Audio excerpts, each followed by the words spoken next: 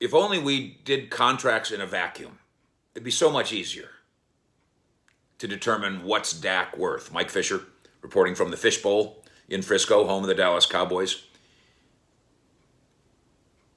But you can't do it that way. Leverage, timing, circumstance, the market, they all matter. A guy's particular fit to his team and in his locker room.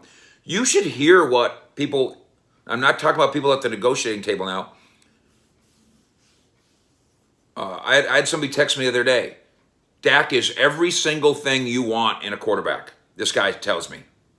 Now, obviously, he's a Dak fan, and I won't tell you who it is.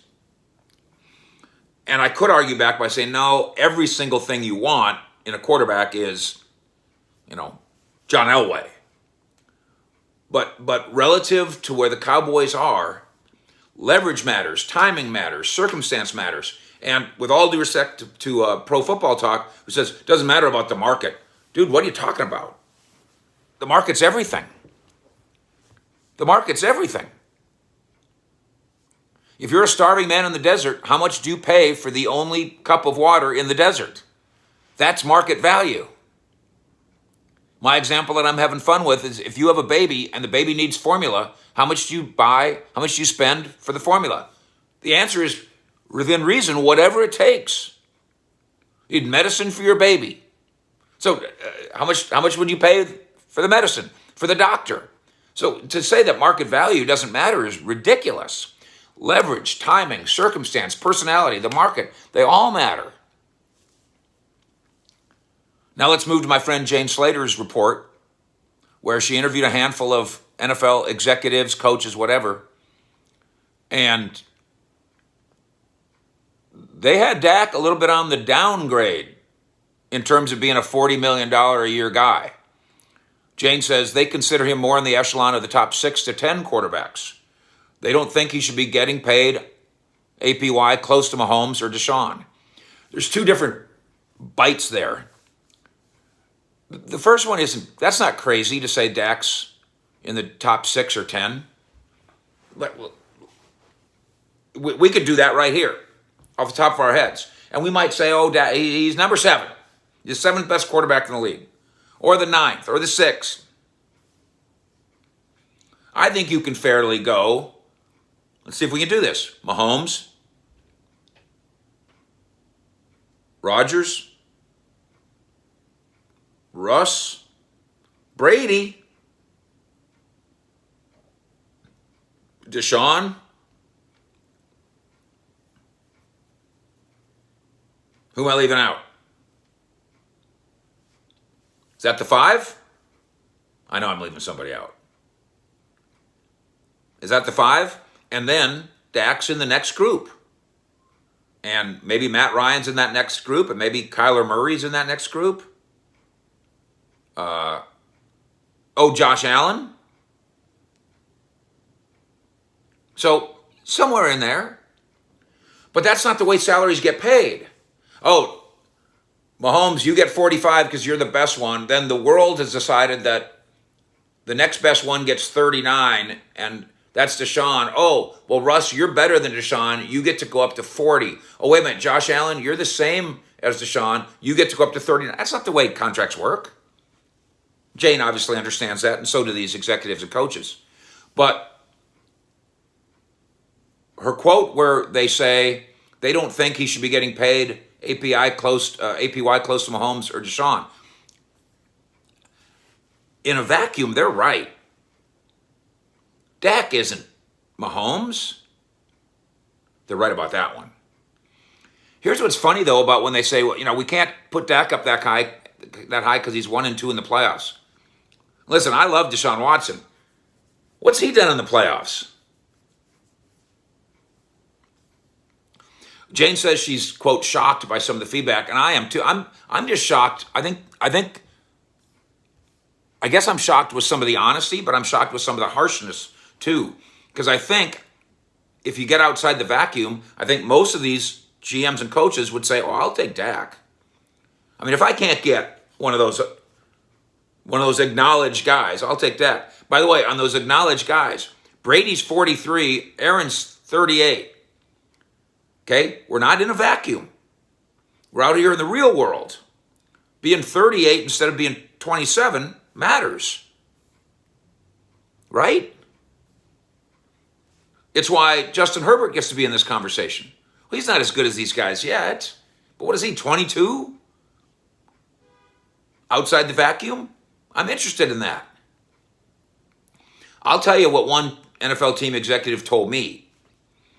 If quote, if Dak Prescott were ever really a free agent, because he's not really a free agent, he would break the bank. There'd be a bidding war. And Jane's guy says, one of her guys says, there's always going to be a buyer. And that's right. Kirk Cousins proved that. She even says Brock Osweiler proved that. She's right. So get out of the vacuum and get into real life. The NFL general managers and coaches don't think that Dak is the second best quarterback in the history of the world. But outside the vacuum, that is exactly about how he's going to get paid.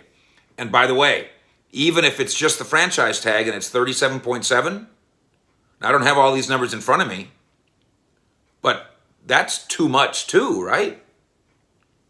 But that's what the league rules call for. What is Russell's APY right now? Is it 35? Okay, well, Dak could be getting 38, and poor Russell's only getting 35. Brady making much less than that. That doesn't mean Dak's better than Brady. It is the market. It is the circumstance. It is the situation. It is the personality. That's what I think.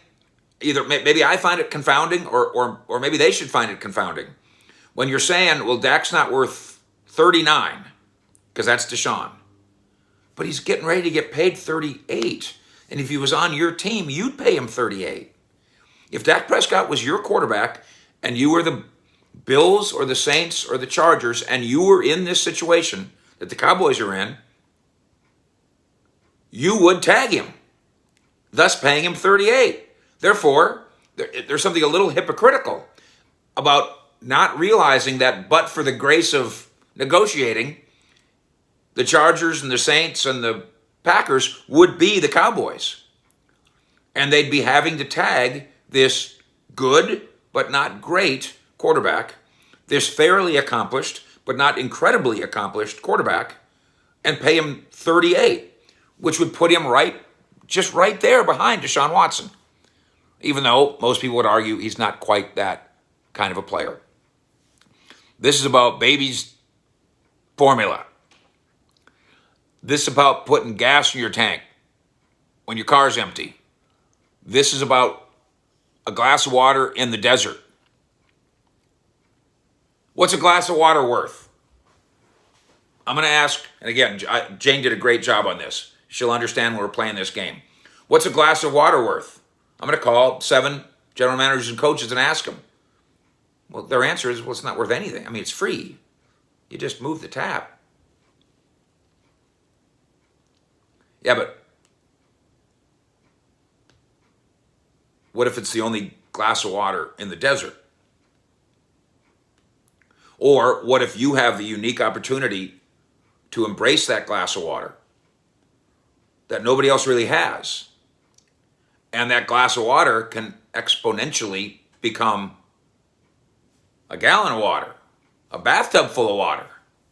Because that would be the idea with signing a 27-year-old quarterback to a long-term deal that might be in excess of the APY that Deshaun Watson got.